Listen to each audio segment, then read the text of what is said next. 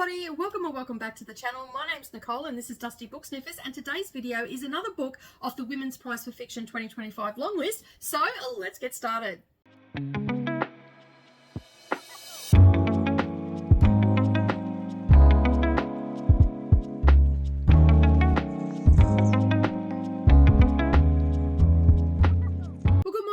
Everybody, and welcome back to the channel. Thank you for taking some time out of your day and spending it with me while I prattle on about the book that I do not know which one it is yet that I'm going to be reading. All right, so let's spin up the wheel and find out which one it is.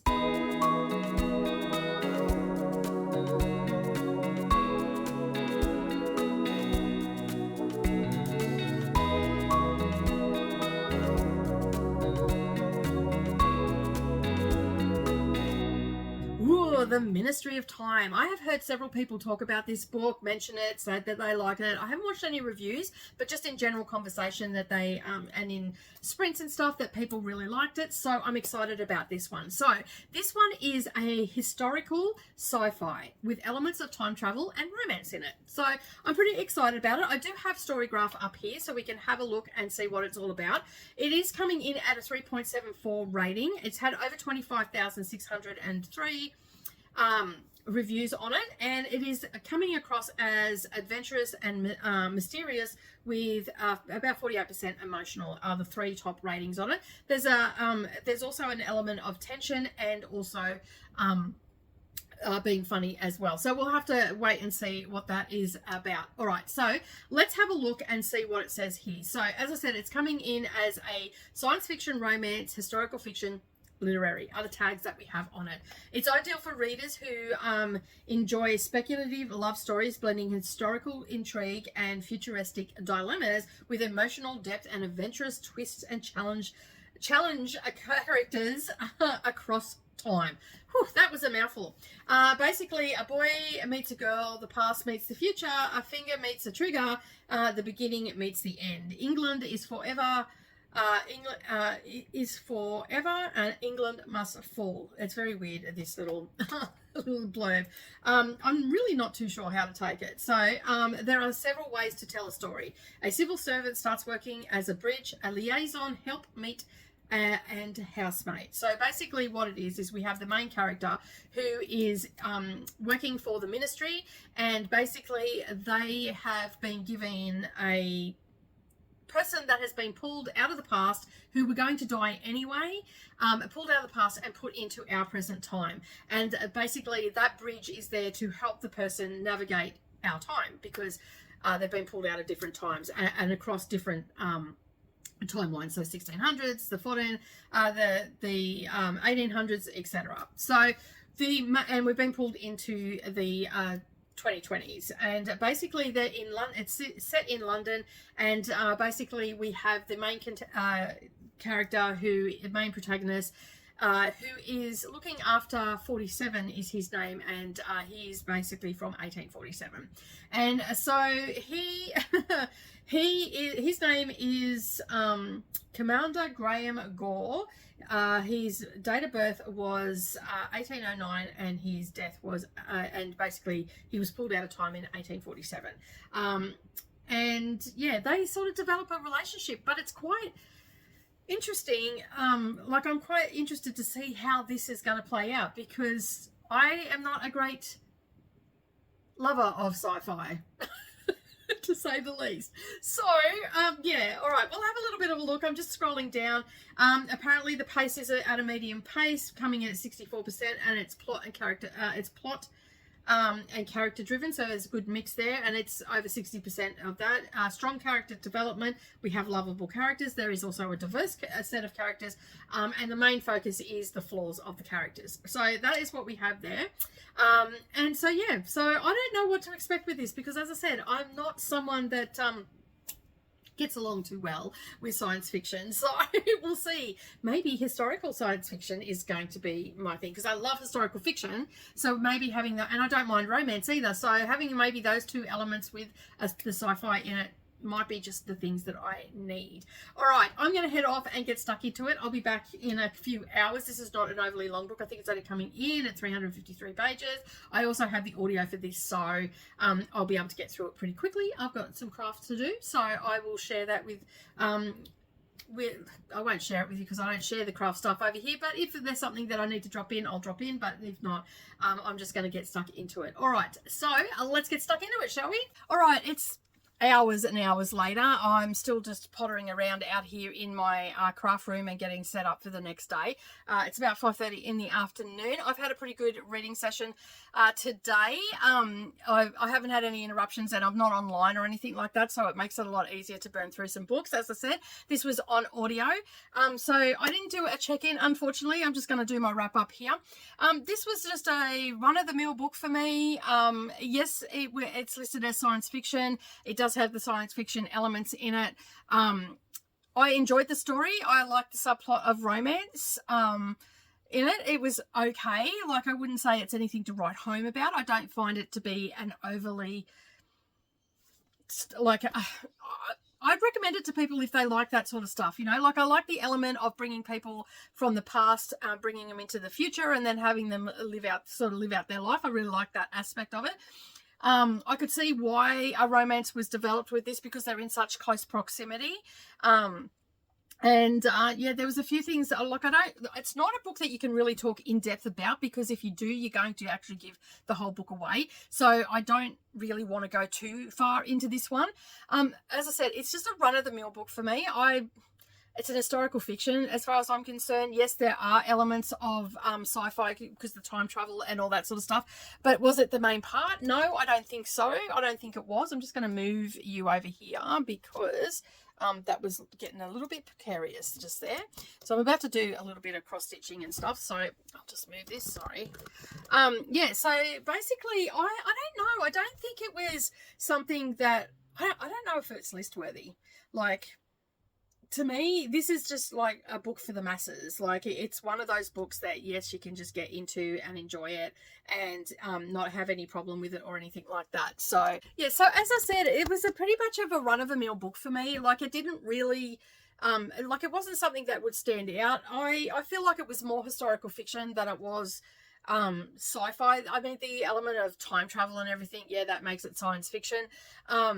So, and the romantic subplot in it as well, which that was okay. It was a little bit anticlimactic, I guess. So, yeah, but I don't know. Like, I'm just trying to understand why this would be on the list, on the long list, because I just don't think it. I'm surely there would have been better books to put on it. Like, for me, it was just a run of the mill. Don't get me wrong, I enjoyed it. This is definitely a book that is accessible for everybody. Like, if you like historical fiction, you'll love this book. If you like sci-fi with a you know, historical fiction element, you'll love this book.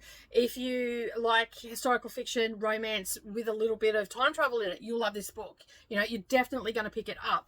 I just don't think it's a phenomenal book, in my opinion. You know, like, it's still a decent book. I enjoyed it. I couldn't stop listening to it. You know, I appreciated the way that the narrator told the story.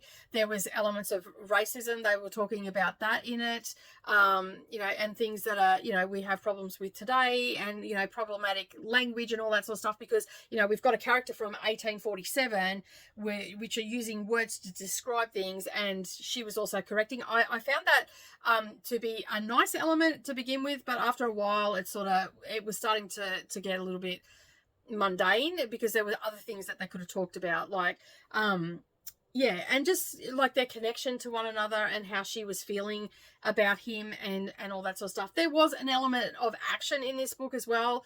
You know, there was that mystery of were there other people that had come through time and all that sort of stuff. There was a little bit of mystery there as well. So it had a lot of different little things in it in one book. Is that necessarily a good book? I don't think so. I think that there may have been just a little bit too much. I think if we had have just stuck to the fact that they were brought back from the past into the future and worked on that, and just skip the romantic part, and like, it's not very often that I say, they should have skipped the romantic part, but I think that this book would have been a much better book had we explored a little bit more of the time travel element of it, and not have it, still have that mystery in it, but not have the romance. Because I think, how when you watch a movie and it's a really good movie, like an action movie, right? You're watching it and then they go and wreck it with a love scene. That's how I felt about this book. And that it was a great book and then they went and wrecked it with a love scene. And I just don't think it was necessarily needed in this book. However, saying that is a personal preference for me. Other people are probably going to really enjoy that about this book. And there's some funny moments in this book as well. Like, if you remember, I said that there's a list here for funny. There were some funny one-liners in here and funny things that happened, like when he was trying to learn how to ride a bike, and all this sort of stuff. There was lots of little things in the book that were little quirky bits and pieces. There's also a seriousness in this book as well. We get these little, like, I don't have the physical book here.